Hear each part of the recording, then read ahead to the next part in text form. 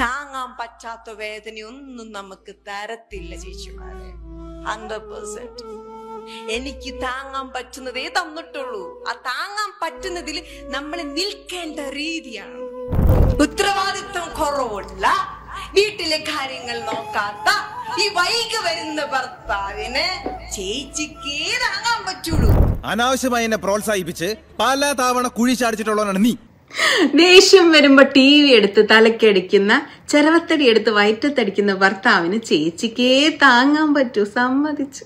എന്തോ കുത്തി പറയുന്ന പോലെ എനിക്ക് ഫീൽ ചെയ്യുന്നുണ്ട് കേട്ടോ. അപ്പുറത്തെ വീട്ടിലെ സന്ധ്യയായിരുന്നു വിവാഹം കഴിച്ചിരുന്നെങ്കിൽ ഒന്നുകിൽ അദ്ദേഹം ആത്മഹത്യ ചെയ്തേനെ, അല്ലെങ്കിൽ അവൾ ആത്മഹത്യ ചെയ്തേനെ. അവർക്ക് താങ്ങാൻ പറ്റില്ല. നിങ്ങൾക്ക് ആ കപ്പാസിറ്റി ഉണ്ട്. നിങ്ങൾക്കത് ടാക്കിൾ ചെയ്ത് കൊണ്ടുപോകാൻ, നയത്തിൽ കൊണ്ടുപോകാൻ കപ്പാസിറ്റി ഉണ്ട്. ഇങ്ങനത്തെ കുറച്ച് കുർത്തക്കേടുള്ള മക്കൾ തന്നത് നിങ്ങൾക്കേ അവരുടെ അമ്മയായിട്ടിരിക്കാൻ പറ്റുള്ളൂ. നിങ്ങൾക്കേ അവനെ സ്നേഹിക്കാൻ പറ്റുള്ളൂ. നിങ്ങൾക്കേ അവരെ എത്ര തെറ്റ് കാണിച്ചാലും ചങ്കോട് ചേർത്ത് ചൊക്കെ സാരയില്ല എന്ന് പറഞ്ഞ് ചേർത്ത് വെച്ചിട്ട് ഒരു മുത്തം കൊടുക്കാൻ പറ്റുള്ളൂ. അതുകൊണ്ടാ നിങ്ങൾക്ക് മക്കളെ, അങ്ങനെയുള്ള മക്കളെ തന്നത്, ഇങ്ങനെയുള്ള ഭാര്യനെ തന്നത്, ഇങ്ങനെയുള്ള ഭർത്താവിനെ തന്നത്. പിറുപിറുക്കല്ലേ, പിറുപിറുക്കല്ലേ, പിറുപിറുക്കല്ലേ, പിറുപിറുക്കല്ലേ, പിറുപിറുക്കല്ലേ. നോക്കി ഈ മോട്ടിവേഷനൊക്കെ കണ്ണടച്ച് ഇങ്ങനെ ചാരി കസേരയിലൊക്കെ ചാരി കിടന്ന് ഇങ്ങനെ കേട്ടുകൊണ്ടിരിക്കുമ്പോ നമുക്ക് ഒന്ന് നേരാണല്ലോ, ഈ ചേച്ചി പറയണൊക്കെ പോലെയൊക്കെ കേട്ടാ മതിയല്ലോ, നമുക്ക് കുറച്ചുകൂടെ സഹനശക്തി കാണിച്ചൂടെ എന്നൊക്കെ. പക്ഷെ ഇതൊക്കെ വല്ലോ നടക്കുന്ന കാര്യമാണ്. നിങ്ങൾക്കും എനിക്ക് ഈ മോട്ടിവേഷൻ ഓളികളെ കണ്ണെടുത്ത് കാണരുത്. എന്താ കാര്യം എന്ന് വെച്ചാൽ ഇതൊന്നും റിയൽ അല്ല. എല്ലാവരുടെ ലൈഫിലും പ്രശ്നങ്ങളുണ്ട്. പക്ഷെ ഈ മോട്ടിവേഷൻ തള്ളി നടക്കുന്ന ആളുകളുടെ ലൈഫിൽ കൂടുതൽ പ്രശ്നങ്ങളുണ്ട്.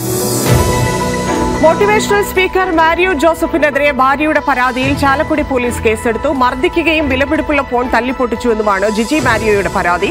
കുടുംബജീവിതം പ്രമേയമാക്കി നിരവധി മോട്ടിവേഷണൽ സ്പീച്ച് നടത്തുന്നവരാണ് ഇരുവരും. സംസാരിക്കുന്നതിനിടെ ജിജിയെ മാരിയോ ഉപദ്രവിക്കുകയായിരുന്നു എന്നാണ് പോലീസ് പറയുന്നത്.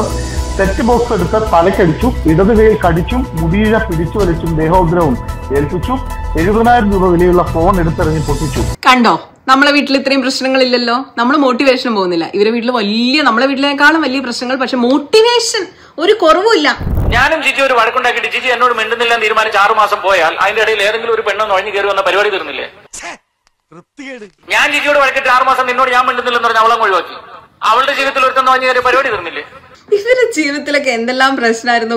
എമ്മാതിരി അവിശ്വാസത്തിലാണ് ഇവർ പരസ്പരം ജീവിച്ചെന്നൊക്കെ. അപ്പൊ എത്ര മനുഷ്യർ ഗൾഫിൽ ജീവിക്കുന്നു, വിദേശ രാജ്യങ്ങളിൽ ജീവിക്കുന്നു, അവരുടെ ഭാര്യ ഭർത്താക്കന്മാരും മറ്റു രാജ്യങ്ങളിൽ ജീവിക്കുന്നു. അപ്പൊ ഇവിടെ ആരെങ്കിലും ഒക്കെ നുഴഞ്ഞു കയറുന്നുണ്ട്. എന്തൊരു ട്രസ്റ്റ് ഇഷ്യൂസ് ഉള്ള 2 ആളുകളായിരുന്നു. എന്നിട്ടാ നമ്മളെ മോട്ടിവേറ്റ് ചെയ്ത് നടന്നുകൊണ്ടിരുന്നേട്ടോ. ബാക്കിയുണ്ട്. ഒരു ദിവസം എത്ര പ്രാവശ്യം ഭർത്താവിനെ കെട്ടിപ്പിടിക്കുന്നുണ്ട്? പെണ്ണുങ്ങളെ കമന്റ് ഇട്. വീഡിയോ കണ്ടോണ്ടിരിക്കുന്ന പെണ്ണുങ്ങളെ കമന്റ് ഇട്. നിങ്ങൾ എത്ര പ്രാവശ്യം ഭർത്താവിനെ കെട്ടിപ്പിടിക്കുന്നുണ്ട് ഒരു ദിവസം? എണ്ണിക്കോണം. നാളെ തൊട്ട് പുസ്തകത്തിൽ എഴുതി വെച്ചാണോ? ചിന്തിക്ക്. ഒരു ദിവസം എത്ര പ്രാവശ്യം മുത്തം കൊടുക്കുന്നുണ്ട്?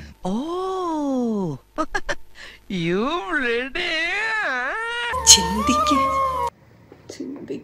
ഒരു പ്രാവശ്യം എത്ര പ്രാവശ്യം മുത്തം കൊടുക്കുന്നുണ്ട്? ഇതൊക്കെ ഇനിയിപ്പോ കണക്ക് പുസ്തകത്തിൽ എഴുതി വെക്കണം. എന്നാലും ഇതുപോലെ സ്റ്റേജിൽ ഒന്ന് വിളിച്ചറിയാൻ പറ്റൂ. ഇന്ന് നേരം വെളുത്ത് എഴുന്നേറ്റോട്ട് വന്നപ്പം ഭർത്താവിനെ നോക്കി പുഞ്ചിരിച്ചിട്ടാണോ വന്നത്? ചിന്തിക്ക്. ഇന്ന് രാവിലെ നേരം വെളുത്ത് എണീറ്റ് വന്നപ്പോ ഭർത്താവിനെ നോക്കി. ഇല്ല, പുഞ്ചിരിച്ചില്ല. പുഞ്ചിരിക്കാൻ പറ്റിയില്ല. കാരണം കുറച്ച് ലേറ്റ് ആയിട്ട് എണീറ്റ്. അയ്യോ, അലാറം അടിച്ചപ്പോ ചാടി എണീറ്റ്. എന്റെ അമ്മച്ചിയോ നേരം വൈകിയല്ലോ, നീ രാവിലെ എന്തെല്ലാം പണിയുണ്ടെന്ന് ഓർത്ത് അടുക്കളയിലേക്കൊക്കെ പാഞ്ഞു വന്ന് ചിരിക്കാൻ മറന്നുപോയി ചേച്ചി. ഇപ്പൊ ഞാനൊന്ന് ചിരിച്ചോട്ടെ. പരസ്പരം ഭർത്താവിനെ നോക്കി ചിരിച്ചിട്ട് എത്ര നാളായി? ഇല്ല, അധികം നാളൊന്നായിട്ടില്ല. എല്ലാ ദിവസവും ചിരിക്കാറൊക്കെ ഉണ്ട്. ഭർത്താവിന്റെ തെറ്റിൽ എവിടെയാണ് മുടി നരച്ചിരിക്കുന്നത് നിങ്ങൾ കണ്ടിട്ട് എത്ര നാളായി?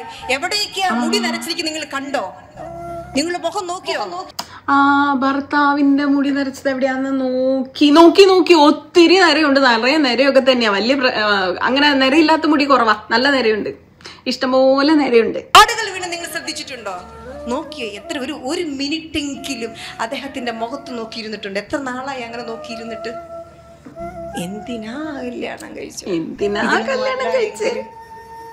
ഇതൊക്കെയാണെന്നേ ജീവിതത്തിന്റെ ത്രില്ല്. എന്തിനാ കല്യാണം കഴിച്ച ചേച്ചി വേറെ മൂടില്ല. ഇതൊക്കെ പറയുന്ന കേട്ടാ നമുക്ക് തോന്നും അവരെ വീട് സ്വർഗാന്ന്. നിങ്ങൾക്ക് തോന്നിയില്ലേ? എനിക്ക് തോന്നിയായിരുന്നു കേട്ടോ. അയലത്തെ അദ്ദേഹം എന്ന് പറഞ്ഞൊരു സിനിമയുണ്ട്, ഓർക്കുന്നുണ്ടാവും. 2 ഫാമിലി അപ്പുറത്ത് ഭയങ്കര ഇതുപോലെ മാതൃകാ ജീവിതം. എന്തിനാ കല്യാണം കഴിച്ച എങ്ങനെയൊക്കെ തള്ളുന്നു. ഇപ്പുറത്ത് നമ്മളെയൊക്കെ പോലത്തെ സാധാരണ ജീവിതം. എന്നിട്ട് ഈ സാധാരണ ജീവിതം നയിക്കുന്നവർ വിചാരിക്കുന്ന അപ്പുറത്ത് ഏതാണ്ട് സ്വർഗാന്ന്. അവസാനം അവിടെ നിന്ന് തല്ലും പിടിയും കച്ചറിയും ഒക്കെ ആയിട്ട് ഇതുപോലെ പുറത്ത് വന്ന് പോലീസ് കേസ് FIR ആയപ്പോഴാണ് മനസ്സിലായതോ ഭാഗ്യം നമ്മളെ ജീവിതം കൊള്ളാം, ഇവരുടെയാണ് കുഴപ്പമെന്ന്. പ്രകൃതമായിരുന്നു. അധികം ആരോടും മിണ്ടത്തില്ല, എന്റെ കൂടെ പുറത്തോട്ട് വരത്തില്ലായിരുന്നു. ഇപ്പൊ അത് ഒത്തിരി ചേഞ്ച് ആയി, അങ്ങനെയുള്ള കാര്യങ്ങളിൽ വരത്തില്ല. അപ്പൊ ഞാൻ മക്കളും മുഷ്ടി പിടിച്ച് എന്റെ രീതിക്ക് അനുസരിച്ച് തിരിക്കാൻ നോക്കിയപ്പോൾ ഒരുപാട് പ്രശ്നങ്ങൾ വന്നു. അപ്പൊ ഞാൻ മനസ്സിലാക്കി, അമ്മയുടെ വയറ്റിൽ വെച്ച് ഇങ്ങനെയൊക്കെ പ്രോബ്ലം ഉണ്ടായിട്ടുള്ളതാണ്. പിന്നെ മദ്രസയിൽ 10 വർഷം, അപ്പൊ സോഷ്യലൈസേഷൻ കിട്ടിയിട്ടില്ല. അതുകൊണ്ടാണ് ആ ഫംഗ്ഷന് വരാത്തത്, അതുകൊണ്ടാണ് ഇങ്ങനെ വേണ്ടാത്തത്, അതുകൊണ്ടാണ് ഇടപെടാത്തത്. അദ്ദേഹത്തിന് അത് പ്രകൃതമാണത്. നോക്കിയേ, ഒരു സ്റ്റേജിൽ മൈക്ക് കെട്ടി മോട്ടിവേഷൻ എന്നുള്ള രീതിയിൽ വിളിച്ചു പറയുന്നത് വർഗീയതയാ. എന്താന്ന് മനസ്സിലായോ? ഈ മാരിയോ എന്ന് പറയുന്ന ആള് മുസ്ലിം ആയിരുന്നല്ലോ, സുലൈമാൻ ആയിരുന്നല്ലോ. നീ സുലൈമാനല്ല, ഹനുമാനാണ്. ഇയാളെ കൊടും പീഡനായിരുന്നു ഈ സ്ത്രീ എന്ന് എനിക്ക് തോന്നുന്നത്. ഇപ്പൊ FIRൽ പറയുന്ന ഇയാള് ആ സ്ത്രീനെ സെറ്റ് ഓഫ് ബോക്സ് എടുത്ത് അടിച്ചു, തലക്കടിച്ചു, ചരവക്കടിച്ചു, എന്തൊക്കെയോ ശ്രമിച്ചു എന്നാണ്. പക്ഷെ ആക്ച്വലി എനിക്ക് ഇവരെ നല്ല സംശയമുണ്ട്. ഇവരെ അങ്ങോട്ട് നല്ലോണം ചെയ്തിരിക്കാൻ നല്ല സാധ്യതയുണ്ട്, കടിച്ചു പറക്കാനും പിച്ചി പറക്കാനും ഒക്കെ. ഇല്ല ഇല്ല ഇല്ല, ഒരിക്കലും ഇല്ല.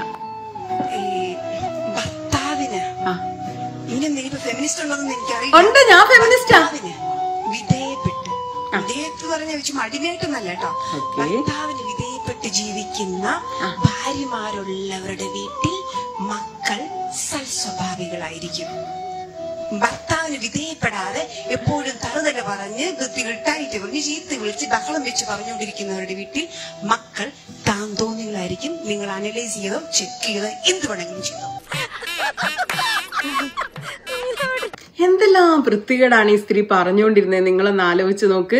അങ്ങ് ഫുൾ ടൈം പറയുന്ന സ്ത്രീകൾ ഇങ്ങനെ അടിമയായി ജീവിക്കണം, അഗതിയായി ജീവിക്കണം, സർവ്വം സഹിക്കണം, ഭർത്താവ് തല തിരിഞ്ഞവനാകും, നിങ്ങൾക്ക് സഹിക്കാൻ പ്രാപ്തി ഉള്ളതുകൊണ്ടാണ് നിങ്ങൾക്ക് ഇങ്ങനെ തലവലാതി ഭർത്താവിനെ.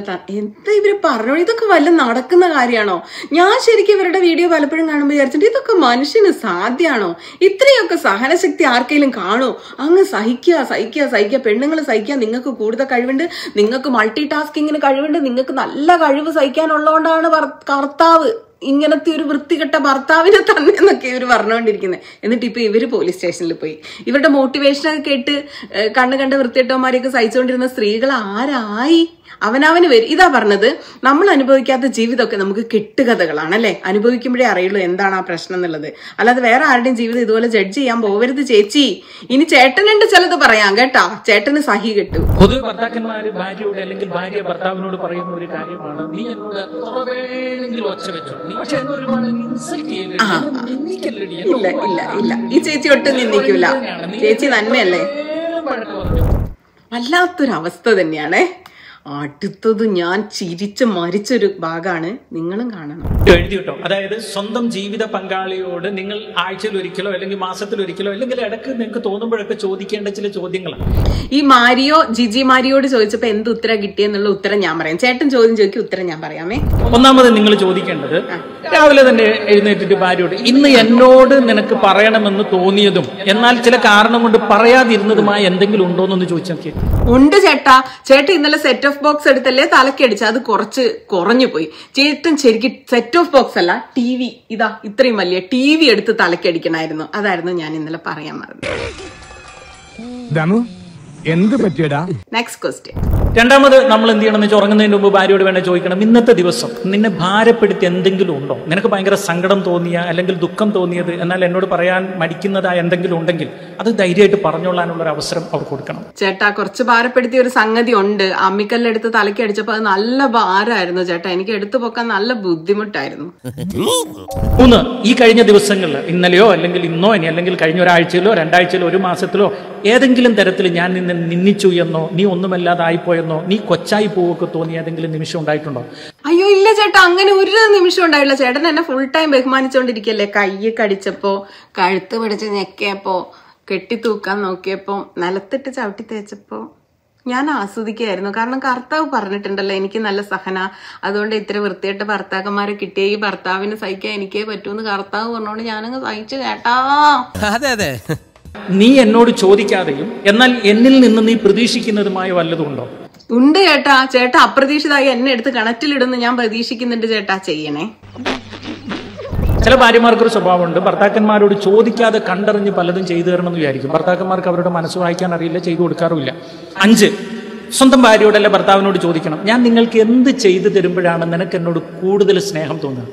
കൈ ഇങ്ങനെ കടിച്ച് പേരയ്ക്ക പോലെ കടിച്ച് പറിച്ച് തിന്നുമ്പോ പ്രത്യേക സ്നേഹം തോന്നും. പിന്നെ കൂമ്പിനിടിക്കില്ലേ, കുനിച്ചു നിർത്തിയിട്ട് മുട്ടുണ്ട്, വല്ലാത്ത സ്നേഹം ചേട്ടാ. ഇപ്പൊ സ്നേഹം ഇല്ലെന്നല്ല, പക്ഷെ ഉള്ളതിനേക്കാൾ കൂടുതൽ എന്നോട് വാത്സല്യമോ സ്നേഹമോ കരുതലോ പരിഗണനയോ ഒക്കെ തോന്നാൻ ഞാൻ നിനക്ക് എന്താ ചെയ്തു തരണ്ടേന്ന് ഇടയ്ക്ക് ചോദിക്കണം. കുനിച്ചു നിർത്തി കൂമ്പിനിട്ടിരിക്കണം, ദിവസം രാവിലെയും വൈകുന്നേരം 2 നേരം. മറ്റൊന്ന് നിങ്ങൾക്ക് ചോദിക്കാൻ പറ്റുന്നത്, ജീവിത പങ്കാളി ഒറ്റയ്ക്ക് ഇങ്ങനെ വെറുതെ ഇരിക്കുമ്പോൾ അടുത്ത് പോയി ഒന്ന് തലോടി വേണമെങ്കിൽ ഒരു ഹഗ്ഗൊക്കെ കൊടുത്തിട്ട് ചോദിക്കേണ്ട ഒരു കാര്യമാണ്, നീ ഒറ്റയ്ക്ക് ഇരിക്കുമ്പോൾ നിരന്തരം ചിന്തിക്കുന്നത് എന്താണ്?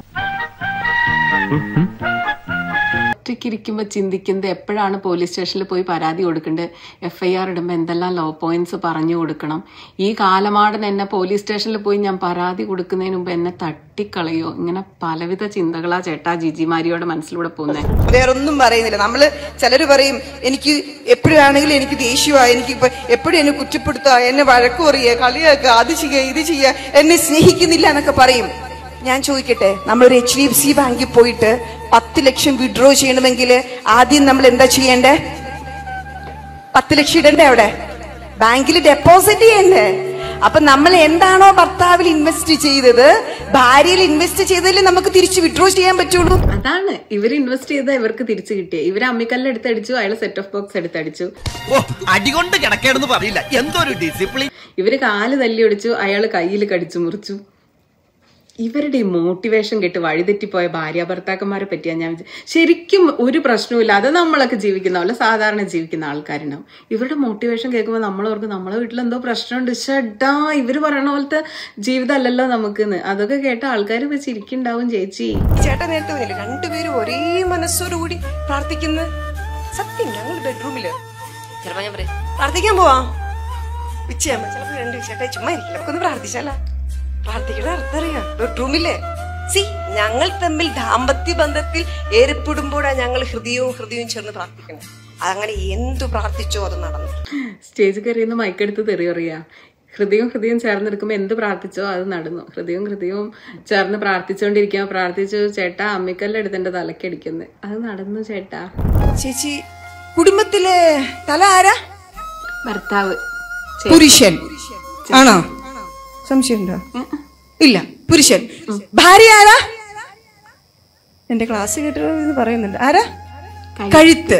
അപ്പോ ഈ തല നേരെ നിക്കണോ, വളഞ്ഞു തൂങ്ങി നിക്കണോ, ഇടിഞ്ഞു തൂങ്ങി നിക്കണോന്ന് ആര് തീരുമാനിക്കും? കഴുത്ത് തീരുമാനിക്കും. അപ്പൊ ഏതെങ്കിലും വീട്ടില് ഏതെങ്കിലും തലകള് ഒടിഞ്ഞു തൂങ്ങി കിടക്കണുണ്ടെങ്കിൽ ആരുടെ കുഴപ്പാ? കഴുത്തിന്റെ കുഴപ്പാണ്. അത് ശരി, സത്യാണ് ചേച്ചിമാരെ. കഴുത്തിന്റെ കുഴപ്പം തലയുടെ കുഴപ്പമല്ല. കഴുത്തിന് അത്ര വലിയ കരുത്താ തമ്പുരാൻ കൊടുത്തിരിക്കണേ. അത് മിസ്യൂസ് ചെയ്യുന്നുണ്ടല്ലേ. ഞാൻ പറയും, എന്റെ ഭർത്താവിനെ സാധാരണ ഒരു ഭർത്താവിനെ അടിമയാക്കിയിട്ട് അടിമയുടെ ഭാര്യ എന്ന് നാട്ടുകാരെ കൊണ്ട് വിളിപ്പിക്കുന്ന എനിക്ക് ഇഷ്ടമില്ല. ഞാൻ എന്താ ചെയ്യുന്ന ബുദ്ധിക്ക് കളിക്കും. എന്റെ ഭർത്താവിനെ ഞാൻ രാജാവാക്കാൻ വേണ്ടി എന്തും ചെയ്യും, എന്ത് സാക്രിഫൈസും ചെയ്യും. എന്നിട്ട് രാജാവാക്കി വെച്ചിട്ട് ആ രാജാവിന്റെ ഭാര്യ രാജ്ഞിന്ന് കൊണ്ട് നാട്ടുകാരെ കൊണ്ട് പറയിപ്പിക്കും. നിങ്ങൾ എത്രക്കാരാണെന്ന് ഞാൻ വിചാരിച്ചില്ല. ഈ ചേച്ചി തന്നെ പറയുന്നു ഭർത്താക്കന്മാർക്ക് എന്തെങ്കിലും കുഴപ്പമുണ്ടെങ്കിൽ ഭാര്യമാരെ കുഴപ്പമാണ്. ഇതൊക്കെ മോട്ടിവേഷൻ തള്ളാൻ മാത്രമേ കൊള്ളുള്ളൂ എന്ന് ഇപ്പൊ മനസ്സിലായി. ഒരാൾക്ക് എന്തെങ്കിലും കുഴപ്പമുണ്ടെങ്കിൽ അത് അയാളെ കുഴപ്പമാണ്, ഭർത്താവിന്റെ കുഴപ്പമാണെങ്കിൽ ഭർത്താവിന്റെ കുഴപ്പം ഭാര്യയുടെ. അല്ലാതെ ഇതൊക്കെ ഭയങ്കര ഇപ്പൊ എന്താണ് ഞാൻ പറയാം, എനിക്ക് നല്ല എന്തൊക്കെയോ ചീത്ത. അപ്പൊ ഇത്രയൊക്കെ സംഭവിച്ചു. ഇനിയിപ്പോ ഇത് പ്രശ്നം പരിഹരിക്കാൻ എന്താ വഴിയെന്നും ചേച്ചി ആദ്യം പറഞ്ഞു വെച്ചിട്ടുണ്ട്. നമുക്ക് കേൾക്കാം. എങ്ങനെ ഹീൽ ചെയ്യണം അങ്ങോട്ട് പറയാം. അതായത് രാത്രിയിൽ ഉറങ്ങുന്ന സമയം നമ്മൾ എന്തൊക്കെയോ പറഞ്ഞുപോയി. ഉറങ്ങുന്ന സമയത്ത് സബ് കോൺഷ്യസ് പതുക്കെ പാതി മയക്കത്തിൽ അവർ വരും. ഉറങ്ങി ഒരു 10 മിനിറ്റ് കഴിയുമ്പോൾ നിങ്ങൾ പതുക്കെ പോയി ചുമ്മാ പുതപ്പൊന്ന് ഇട്ട് കൊടുക്കുക, ചുമ്മാ തലയിലൊന്ന് തലോടുക, ചുമ്മാ ഒരു മുത്തം കൊടുക്കുക. അപ്പൊ ചുരുക്കി പറഞ്ഞാൽ ചേച്ചി ഇന്നലെ പോലീസ് സ്റ്റേഷനിൽ പോയി പരാതി കൊടുത്തു. തലക്കടിച്ചു, കടിച്ചു, പറിച്ചു, ഫോൺ തല്ലി പൊട്ടിച്ചു എന്നൊക്കെ പരാതി കൊടുത്തു കഴിഞ്ഞിട്ട് രാത്രി വീട്ടിൽ പോയിട്ട് ചേട്ടൻ ഉറങ്ങുമ്പോൾ പുതപ്പ് മെല്ലെ മാറ്റി മാറ്റി നോക്കിയിട്ട് നെറ്റിയിലൊരു മുത്തം കൊടുത്തു. നരച്ച മുടി എത്ര ഉണ്ടെന്ന് എണ്ണിയെടുത്തു. മുഖത്ത് നോക്കി പുഞ്ചിരിച്ചു. എത്ര ചിരവെടുത്ത് തലക്കടിച്ചപ്പോ എത്ര പാട് പറ്റിയിട്ടുണ്ടെന്ന് എണ്ണി നോക്കി. എന്റെ പൊന്നു ചേട്ടന്മാരെ ചേച്ചിമാരെ, മോട്ടിവേഷൻ എന്ന് പറയുന്നത് വെറുതെ തള്ളി നടക്കാൻ മാത്രം കൊള്ളാവുന്ന സാധനമാണ്. അവനാന്റെ ജീവിതത്തിൽ ഇതൊന്നും പ്രായോഗികമല്ല എന്നുള്ളത് ഇനിയെങ്കിലും മനസ്സിലാക്കുക. സന്തോഷമുണ്ട്, എല്ലാരും ഇങ്ങനെ തന്നെ ചെയ്യണോട്ടാ.